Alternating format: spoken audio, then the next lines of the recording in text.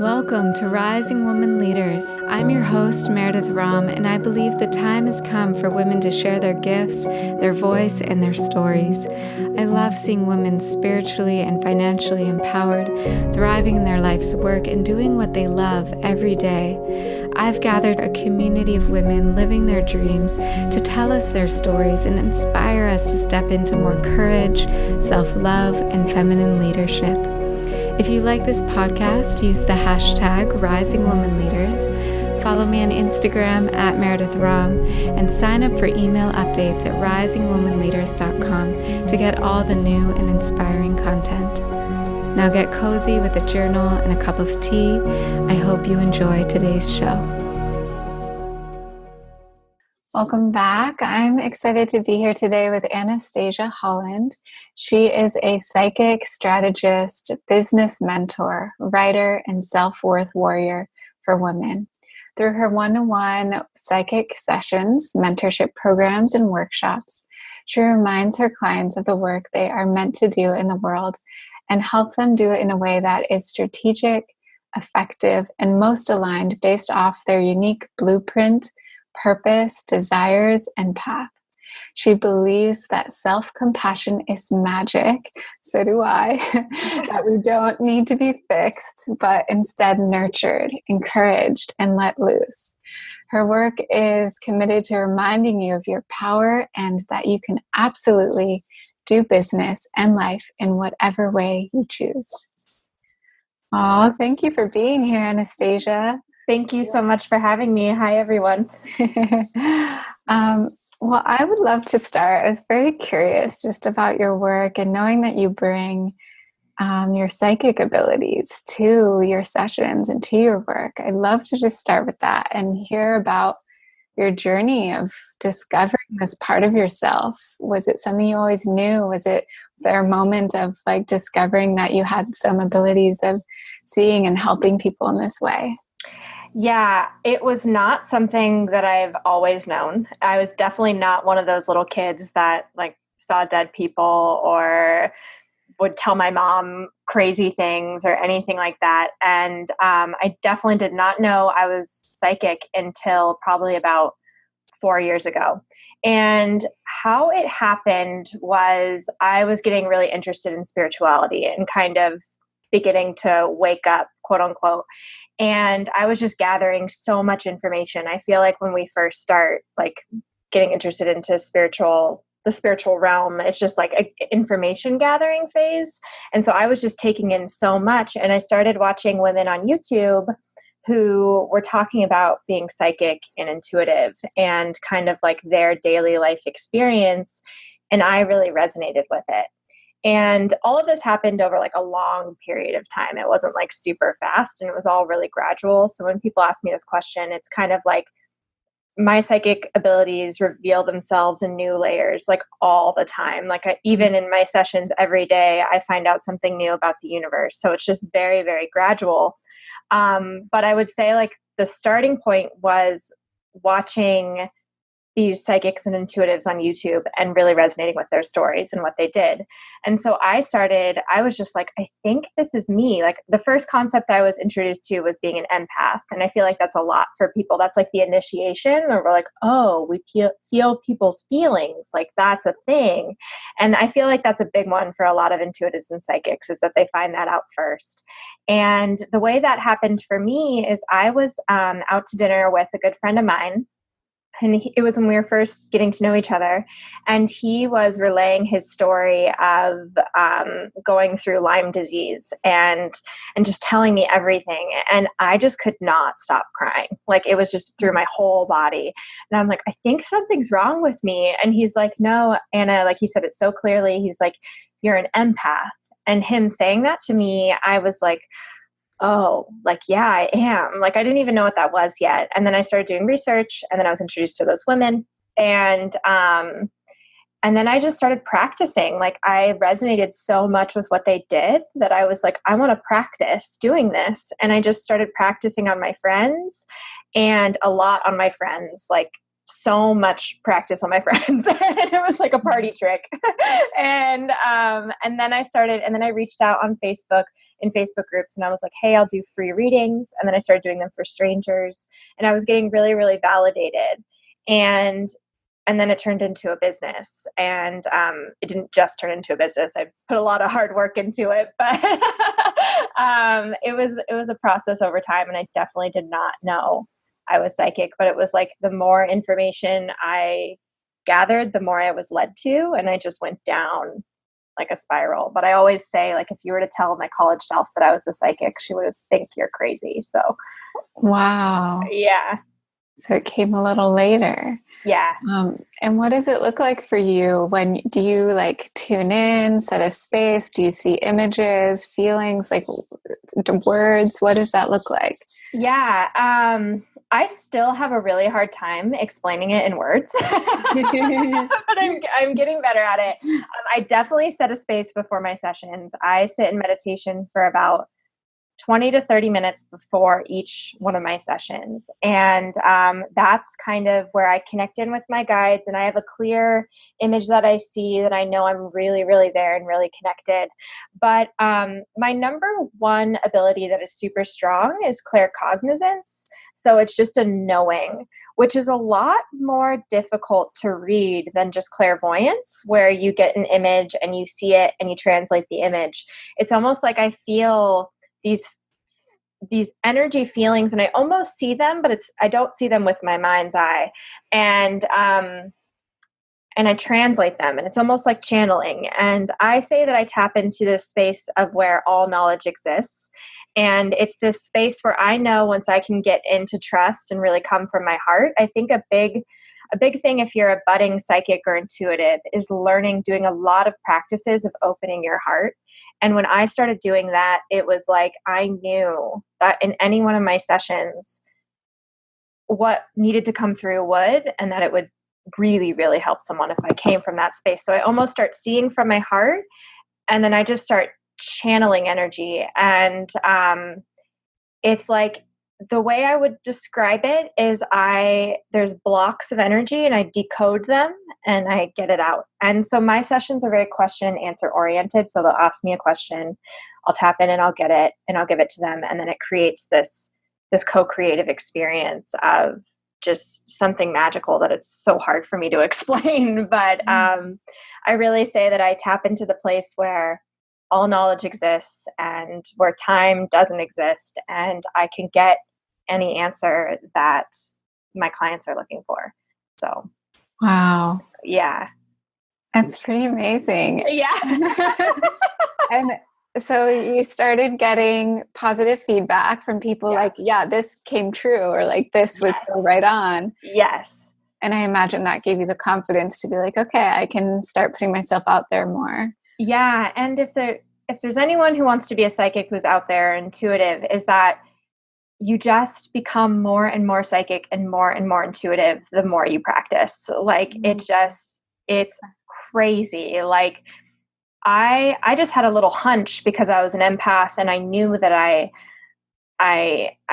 there was always this feeling inside of me that I'm like, I can see their story. I felt so sensitive my whole life, and I knew that I needed to use that to help me feel better. It was just this knowing, and that's how I kind of got drawn to psychic work. But at first it just started using my body intuition, and now it's like full blown, like clairvoyance, claircognizance. I hear things, like it's gone to such a new level, and that just came from practice. Because I really hold the belief that all of us have psychic abilities and intuitive abilities, and we can all develop them. It's just like a matter if you want to, and if you want this to be your career. So, wow.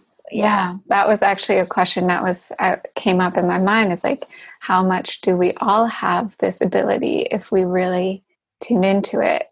I know so many women that are just naturally sensitive beings, naturally intuitive beings. And if we start working that muscle, it could probably start to strengthen. Definitely. Yeah. Because I was not the little girl, I said this earlier, who like predicted futures when I was little or anything. Like, I don't have crazy stories like that. I just really, really resonated with being so sensitive. And obviously I think it's a part of my path to be a psychic, because here I am. And I think if you want to do this work, like it's almost like all of us can become better writers, but are we all meant to write a book? It's kind of like that. But we all have these abilities and we can all make them stronger. So it's all about what you feel called to. Yeah. And it's different for everyone too. It's your own unique makeup. And that's what makes seeing a bunch of different psychics so amazing, is because you can have one reading, you have 2 readings in the same day and they can be completely different, because a psychic is channeling and funneling through his or her body and experiences and giving you their wisdom through that filter. So it's amazing work. Wow. Yeah. Do you have any practices for anyone that might like, I think I want to start working this muscle? What would that look like? Yeah. I feel like the first thing to get in tune with is your body, and to just know where your body's at. Because I think the biggest thing with psychic work that I see people get hung up on is not releasing control and not just letting whatever is coming be okay and true. And I find that starts with us validating our feelings and the way that we feel. And and a lot of people just don't even know the way that they feel. And that's so much of the intuition is in our bodies, and a lot of psychic information is in our bodies too. And so my number one thing is, if you are thinking you want to be a psychic, is get used to silence and stillness and meditate. Like meditation is so key. Just start with watching your thoughts, and then maybe try to like ask for your guides to come through. But I say just start with your thoughts and get used to silence, because silence is where, if you can get used to silence, that's where all the information is really going to start flooding in. But second is to, when you're in silence, pay attention to your body and be like, what am I feeling? What's going on? And if that's sadness or anger or happiness or exhilaration or whatever emotion, acknowledge it and say, this is true and this is here to teach me something. And the more and more we do that and trust that, then we're really led to what it's teaching us. It's just that first layer of validating it. And so that's always my number one step. If you want to start doing psychic work, is getting really, really used to your body, the way you feel, the way you experience things. And then the next thing is getting into some sort of opening heart practice, where there's a lot of guided meditations out there of opening your heart, opening the heart chakra, things like that. That can be amazing. And then if you want to, once you do all those things, really getting in your body, into your heart, then my next thing is to start researching psychic work and see what kind of psychic practices work for you. Like if it's clairvoyance and you want to develop that, like there's a bunch of clairvoyance programs. Or if you want to really work with your intuition, go find some sort of school that does that. Or there's psychic teachers all around on the internet these days, and there's amazing. And there's so many different layers of how you can get deeper and deeper into this work. But number one is, listen to your body and pay attention to your feelings. So, yeah. I love that about validating what you're feeling. Yeah.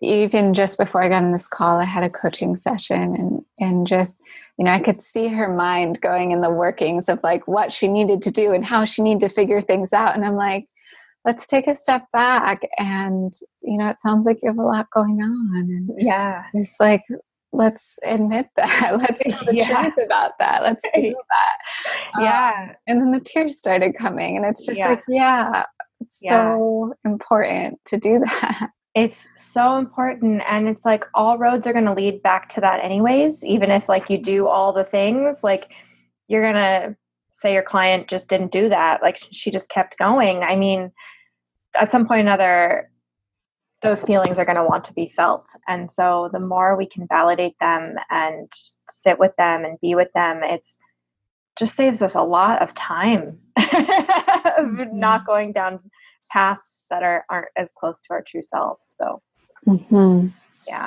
yeah. And this is really what I'm seeing happening in a lot of women rising up. It's like bringing in the feminine into their business, bringing in these practices and I love that you just share about like doing business in your own way and letting it be in the flow. And could you Yeah. tell us about that? And Yeah, so this is something I'm really just newly passionate about because I didn't do business my own way.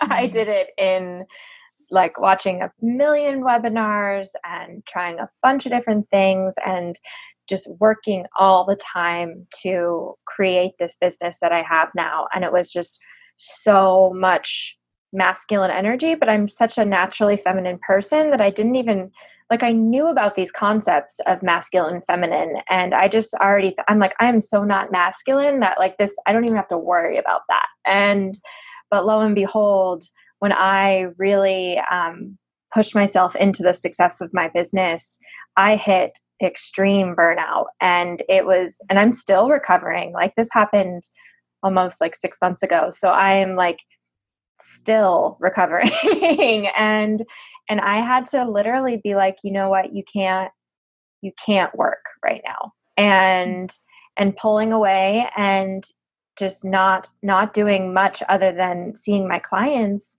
and my business didn't fall apart. And that's when I kind of realized, and I got this message when I was in meditation that was like, you have the privilege now, and because I don't have a day job anymore, like I'm full-time in this business, you have the privilege now to really listen to your flow and listen to your intuition. And it's going to be scary, and the advice that we give you isn't what you're going to think is what you need to do, but follow it and see what happens. And so for the past 2 months, that's what I've been doing. And I was led down a path of creating a writing workshop with Jillian. And like, I took a big step back from I was doing a lot of interviews with women, took a step back, and now I like want to do it again. There's like a genuine feeling of wanting to work again. And I know myself so much more than I did when I was just making myself write a to-do list, get the to-do list done, and working literally all the time. And it's still a process, and I'm still really, really learning. But something I want to say to your community is that think about like the lifestyle that you want and how you want your days to actually be, and build your business around that instead of build the business, figure out the lifestyle after. Because it's kind of like if you're building your business through burning yourself out, like you're going to feel like you have to maintain your business through burnout and all of those practice or whatever you do that's leading you to burnout. And I didn't really realize that. I was kind of like, let me just get to the finish line and then I'll fix my life. But then it just never, I felt like I had to keep all of that up to maintain it. And I hit a complete wall. And that probably was a slight disservice to my clients and to my community, because I just had to like retreat and pull away and re-nourish and come back to myself. So it's something I'm really passionate now at this point, is moving into doing the work of where I help women see what it is, the way that they want to do it and the way that feels most natural for them. Because it's different for all of us. Like some women feel really good in that, like working 9 to 5, Monday through Friday in their businesses, like checklist things, getting so much done all the time. But like, I'm not that way. And helping my clients figure out what is their sweet spot and where are they at. And so that we can minimize the burnout. And because it was so hard for me. So I'm really passionate about that now. right. Yeah. Yes, me too. And I feel like it is like, I always was aware of it, and it also wasn't very naturally feminine, but more recently really feeling like, oh, this is what the feminine really means. Yes. Like starting, I've been going to women's circles more often now, and just like being in that space is like so nourishing to me, and really dropping in and grounding. And well, a funny thing happens when your dreams come true, and you're kind of like, oh, like I guess I don't feel that different. And like, so maybe if you did it in a way where you're only focused on that, and then that's what happened to me when I really hit my first like big numbers with my income and just could quit my job. I was like, oh, like I want to connect with more people in person. Like I want more connection with humans, and I want all these other things that have nothing to do with business, because I've been focused on business for so long. And I think that's kind of a scary moment for a lot of entrepreneurs, because I think what drives them is that like tunnel vision focus that we all have in like the beginning, because we're so excited. But it is like such a divine moment, of a divine holistic moment of like, your life is going to get even better once you start doing all these other things. But it's scary when all you've known is creating a business in a very, very productive way. And it is just a whole new level of the feminine that I had no idea it existed until now. So, right. Right. And we need to allow our businesses to evolve as we evolve. Yes. It was really freeing for me when I was talking with a woman about just that the whole reason we got into this kind of work was for our own personal growth. So what service would it be to not like we cared about personal growth and other people growing and ourselves growing through that? What service would it be to keep the same exact things we were offering in the way we were offering them in the past if we are growing? It's like that would be putting some stagnancy in their natural process. Yeah. And I really think like the women of our generation, and I see a lot of this right now, all my friends that I've met online, like so many of us are doing the same thing where we're pulling back a lot. But then it's like the work that we do surface is like so much more potent and valuable. And like, you're exactly right that like, I think it's like this big initiation that we're all going through, so that our clients and everyone learning from us can skip all these steps and just do that right away. And which just saves so much energy and so much time. And it allows for actual true happiness in the moment versus like someday, if that makes sense. So yeah. Enjoy the process. Yeah. Well, I'd love to hear about, it's interesting because so you led this whole summit, you interviewed a lot of women about worthiness, about money. And it sounds like also around that time you were really starting to see where your edges were and how you were pushing yourself and being of service in a bigger way and finding that balance. I'd love to hear just like what the process of leading that summit was like for you. Both things you learned like through the actual interviews, but also what you learned through the process of holding that space. Yeah. So the summit was an idea that I had for a really long time. And I was at a point in my business where I was bringing in money, but like not enough that I needed to do the things that I wanted to do. And my lease was coming up in Berkeley, and I knew that I wanted to sell all my stuff and go to Bali and kind of just live somewhere other than the Bay Area, because I was there for like 6 years.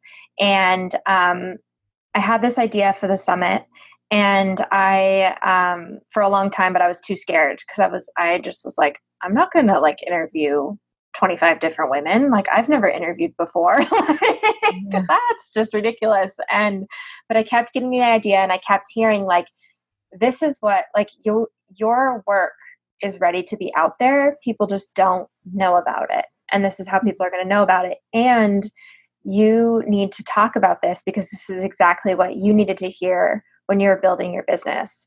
And that became so loud to the point where I just wrote the emails to the women I wanted and I sent them out, and then they all said yes. And maybe like a couple of them didn't, but like I just started getting these yeses, and I was like, oh shoot, like I guess I have to do this.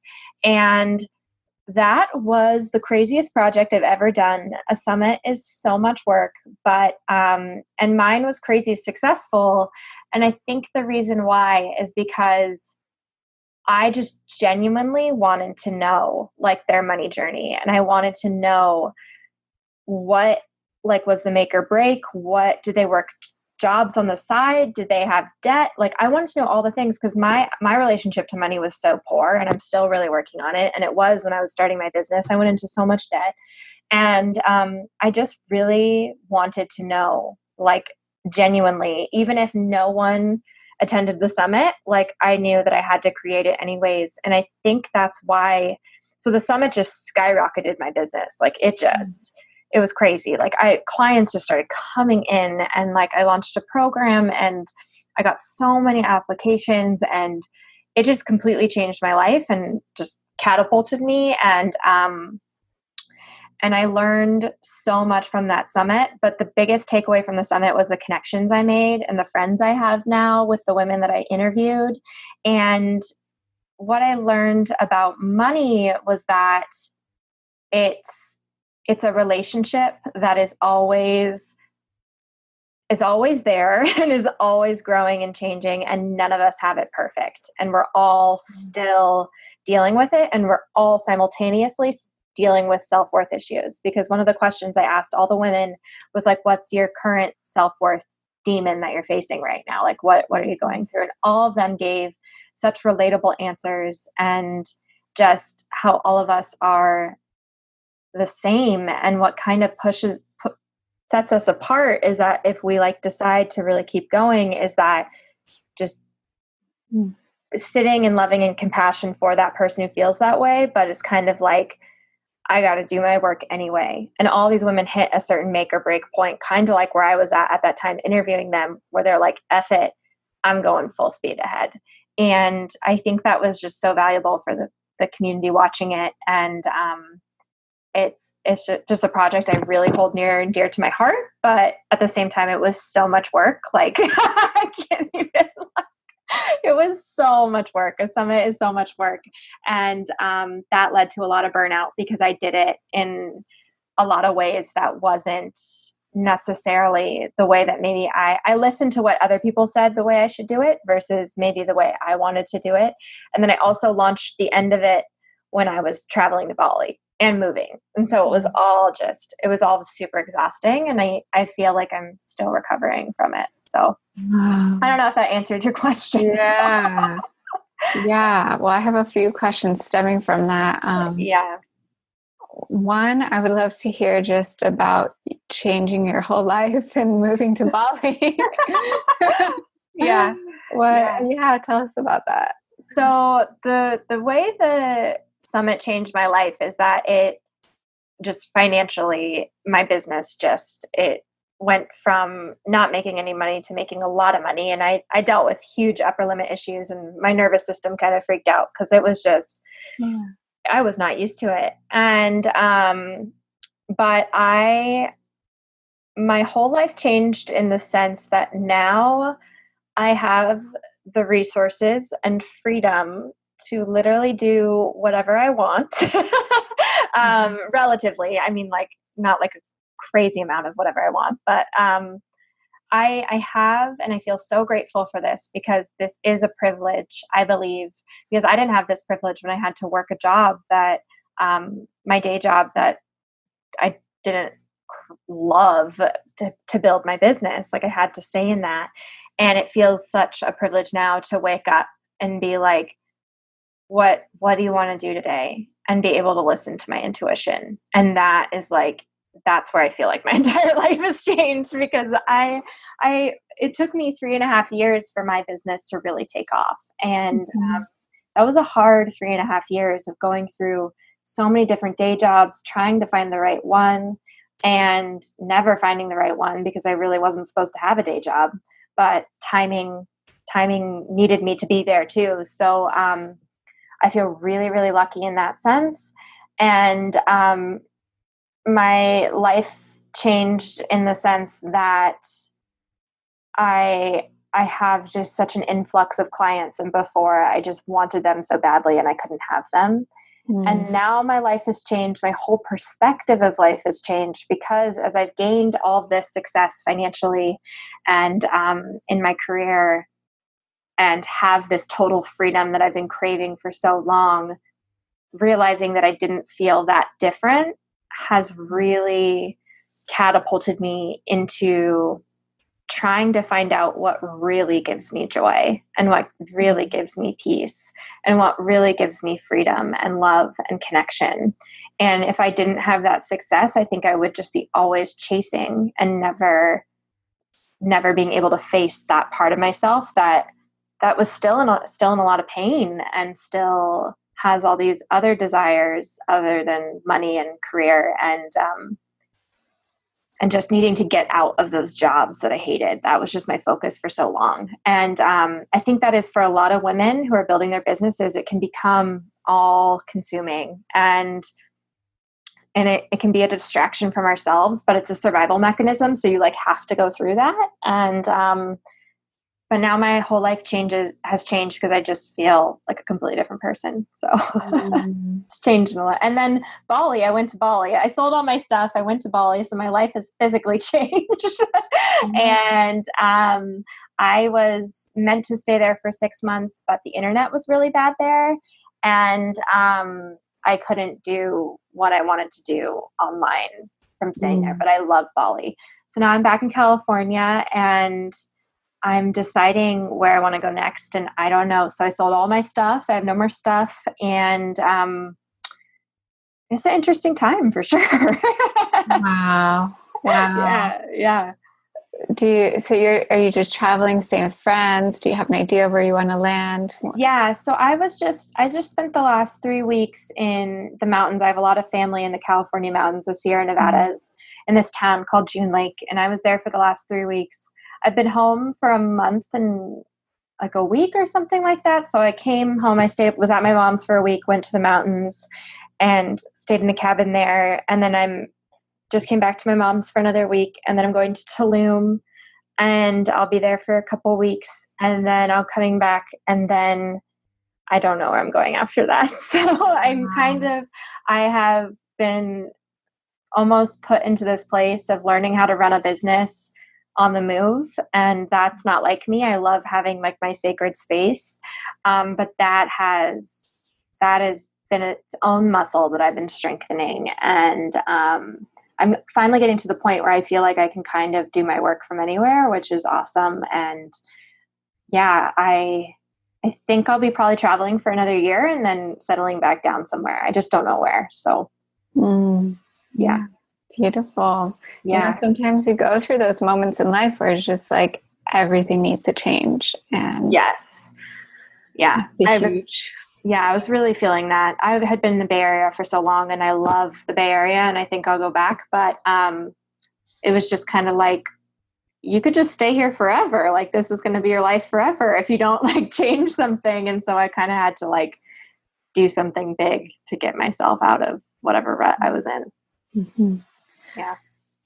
And what are you discovering about joy, and what truly brings you joy? Because now that like the money isn't any problem, or you're having that so much freedom, what are you discovering there?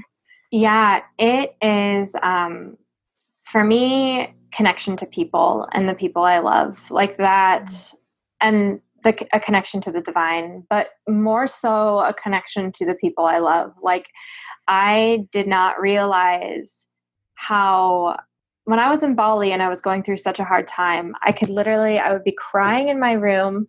And then because Bali was so social, there was so many people around all the time. And then my friends would knock on the door and be like, hey, do you want to go get lunch, or do you want to go surfing? And I would say, yeah. And I would literally be lifted out of my depression. And I was like, this is so simple. Like, I need to put focus on my people and how I am loving. And I think I have been craving love for so long. I had really poor romantic relationships for a long time. And it was this realization that I had that like, I have this infinite well of love inside of me, and I just need to give it to everyone that I see and meet. And that has been a big realization of joy, is like, so much of the reason we're here is to love each other. Like, we are not supposed to be separate. And that is almost why it's a paradox. We are supposed to be separate and we're not supposed to be separate because we're in these single unit bodies. But that's one of the reasons why physical life can be so painful, is that we feel isolated. And just more and more connection. That has been huge for me.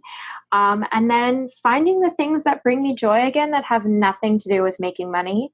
Like surfing, I'm a huge surfer and I've always loved it, but like really making the time for that.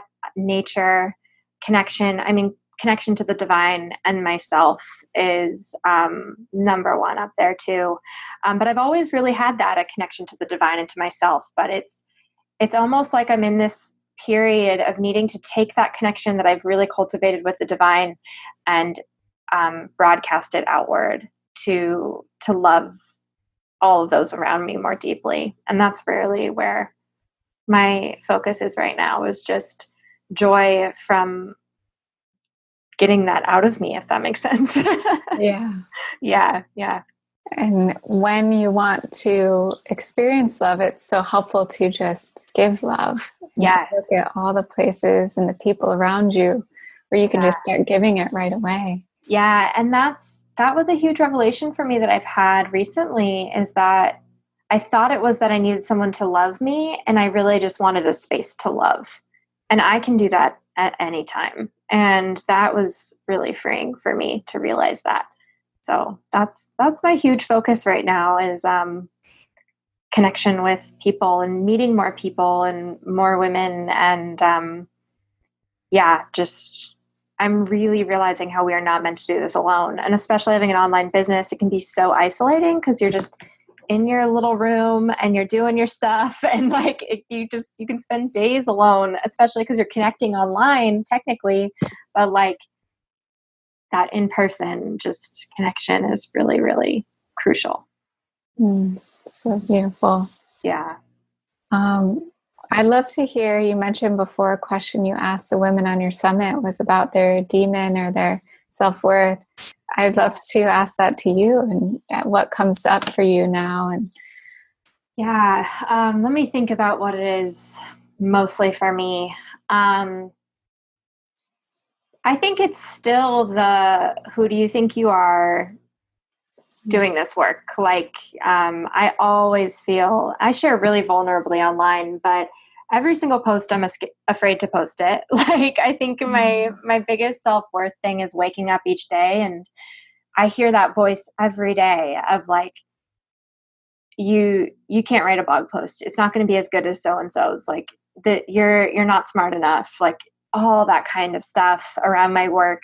And I have to choose every day to be like, to acknowledge her and to move forward anyway. I had a really traumatizing childhood and adolescence. I came from abuse, and then was in a really abusive relationship. And I have done so much self-worth work. But when you come from that kind of trauma, that voice is so loud, and I deal with her every day. And so I think it's mainly just, you should not take up space. And this kind of online work is about taking up space. So that's kind of what I counteract every day.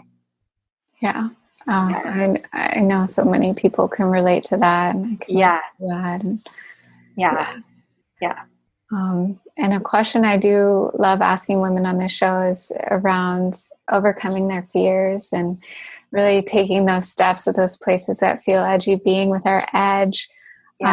What feels like your edge right now, and how are you, stepping out?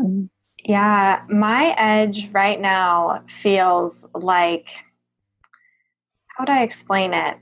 My edge right now is trusting that I don't have to do everything to be successful, if that makes sense. Like, I feel okay sharing. And now at this point, I still deal with that voice, like I just said, putting content out there. But my biggest edge is realizing I don't have to be a content creation machine to have a successful business. And that is really uncomfortable for me, because I think I got really used to the belief, because it's plastered all over the internet, that if you do a lot, keep doing that, you will make it. And my body literally can't do that anymore. And so my biggest growth edge is trusting that, and I almost said hoping it'll be okay, because that's kind of where I'm at. It's like still hoping it's going to be okay, because I'm going to go into another launch in a couple months, and I'm going to do it completely differently. And I don't know if it's going to work, but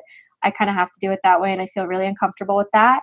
And always my throat and speaking has been something I have worked on for so long. I grew up in a household where I was really silenced. And I've been doing a lot more podcasts where people are interviewing me, and me interviewing people has healed that too, where my biggest growth edge is like the way you see things matters. You can articulate it in a clear way. You are an excellent speaker. Like, I have to repeat this to myself all the time, and it's really uncomfortable for me to talk for long periods of time. So I feel like that's a big growth edge too.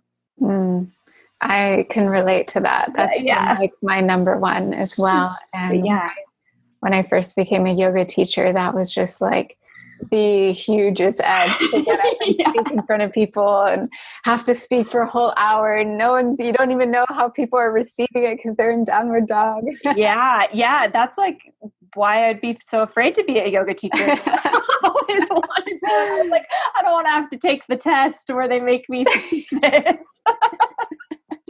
Yeah, but we find our way. We find the places where we need to grow. And I'd say podcasting as well for me was a huge edge. I think it's been 2 years now. I've been doing interviews, and it's just like, I remember being so scared in the beginning, and now it's just like, okay, I got this. I can do this. It really heals it if you have throat chakra issues or communication issues, it heals it to keep talking, like to keep using your voice. Like, it's the only way that it'll heal it. So you got to get whatever you've stuffed down forever inside of you, got to get it out. So, and in the beginning, it is kind of awkward and weird. Like, you don't know because you haven't talked your whole life.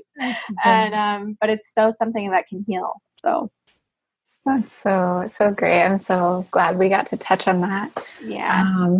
I'd love to hear just what's coming up in your business, things you're excited about, how people can connect with you. Yeah. So I just launched, the doors just closed on this, but we will be launching it again with my good friend, Jillian Anderson.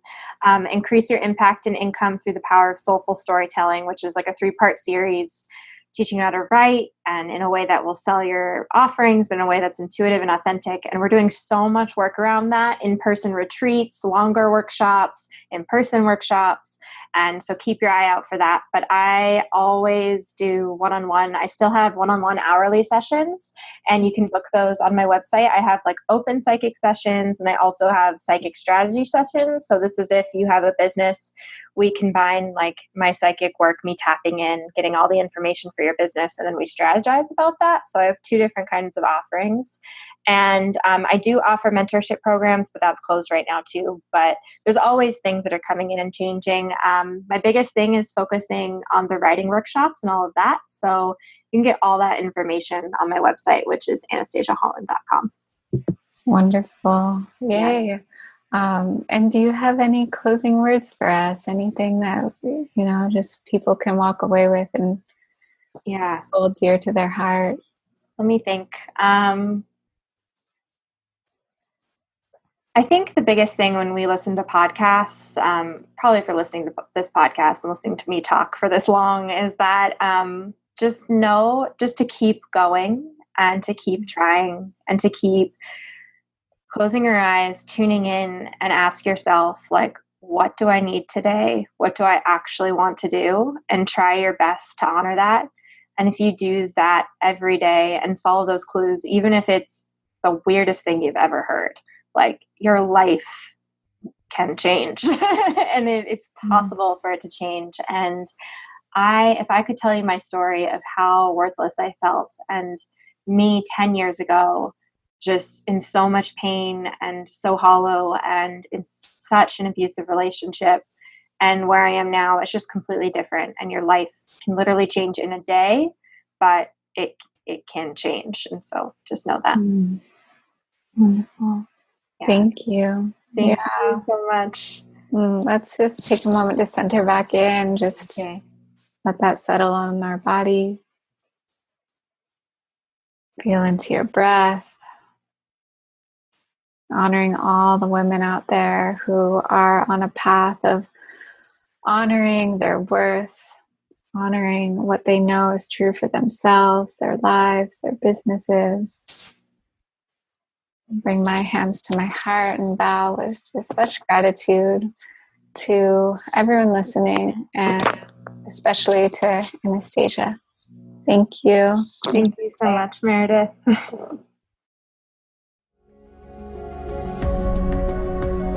Thanks so much for taking the time to listen to our show today.